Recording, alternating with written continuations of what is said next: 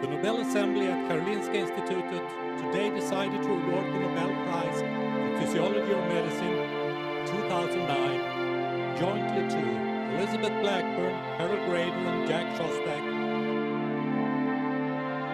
for the discovery of how chromosomes are protected by telomeres and the enzyme telomerase. This is it.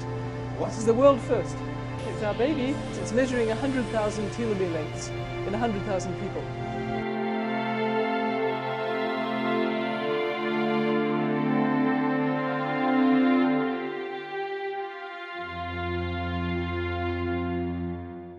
So as we've learned more and more about telomeres, the question is, are they really a key to understanding life and disease?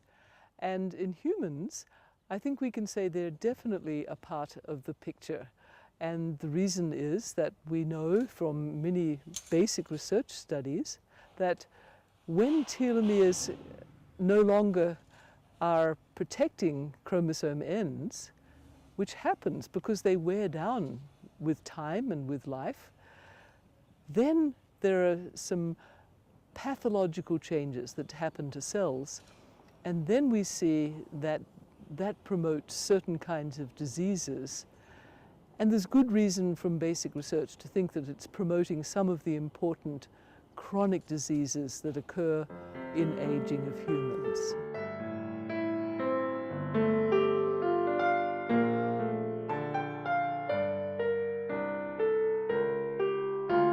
And then we get diseases that play out in different ways, diabetes, cardiovascular. So it makes a lot of sense that it's the same underlying molecular mechanism that can affect what we think of traditionally as so many different diseases. And that's just because medicine has focused on the different diseases as very particular diseases to be treated. But now we know there's a common underlying set of factors, which is the telomere maintenance, as just one part of many factors that together make a chance of whether someone will have a development of a disease of one kind or another. What happens to people in their lives and how that has physiological effects that in turn can affect how healthy they can stay, or conversely how likely they are to develop certain chronic, particularly chronic diseases. But what's really interesting is that people who have telomeres that in a 2-year period, 2.5 years, if they went up or stayed the same, their chances of dying from cardiovascular disease in the next 11 years was actually noticeably lower than the people whose telomeres went down in that 2.5 years. So going down over 2.5 years predicted in the next 11 years whether you would die of cardiovascular disease.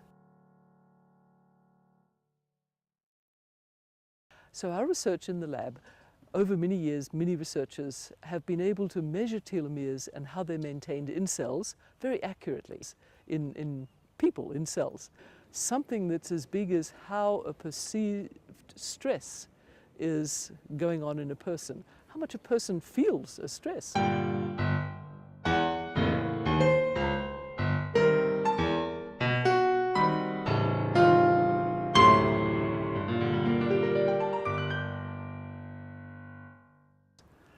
That seems like something very different from cells, and yet it quantitatively relates to how short telomeres are.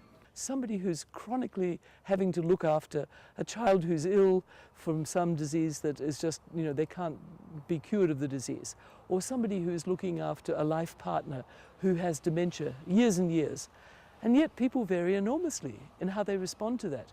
And so you quantify that, and you find it's how they perceive the stress that quantitatively relates to how short the telomeres are.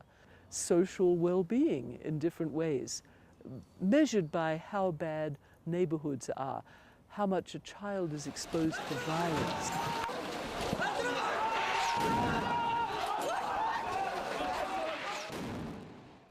We measure telomere shortness and we find quantitative relationships, things that include, for example, very, not even very bad, just sort of fairly bad socioeconomic settings. It's having effects that you can quantify. So and we know those are negative effects.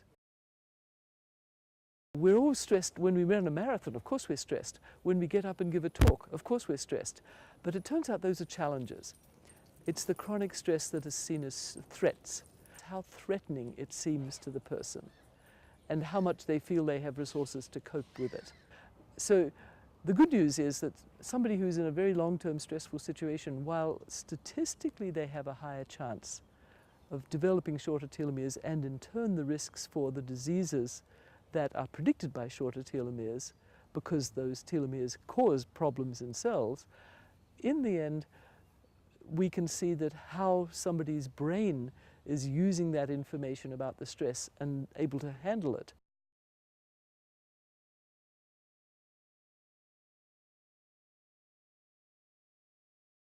We also know that people vary enormously in how resilient they are.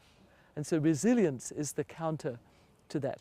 When that was shown over and over again to relate to how short telomeres were, you know, that really spoke to me. That hit me where I could really understand it, because I live and breathe and think about telomeres, you know, all the time, and I've done that for decades.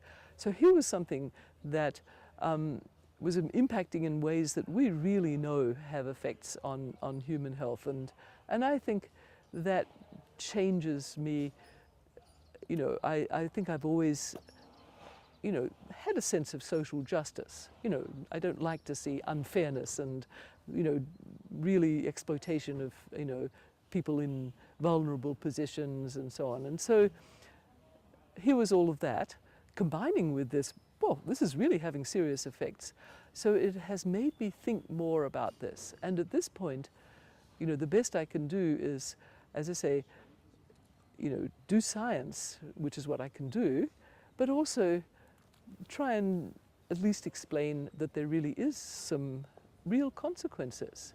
You know, I think of something like wars in countries, civil wars in countries, and I think, what is that doing to the telomeres in the children? You know, I mean, you know, of course there's many, many or more issues, but it just gives you a kind of very concrete lens on things and say, what are we doing? You know, because we know it's bad, but here's another reason that it's really, you know, vulnerable people are being affected in all sorts of different ways. Well, my picture when I got the news, it was the middle of the night for me. And so my picture was, first of all, that, oh, I'm so glad this call in the middle of the night was not about something having happened to a relative of the family, right? And then secondly, I just so remember well the chairman of the committee, the Nobel committee, who called me. He could tell I was very sleepy, and he said, the press is going to come, and he said, you'd better have a cup of coffee. And my husband made the coffee right away, which is so wonderful of him.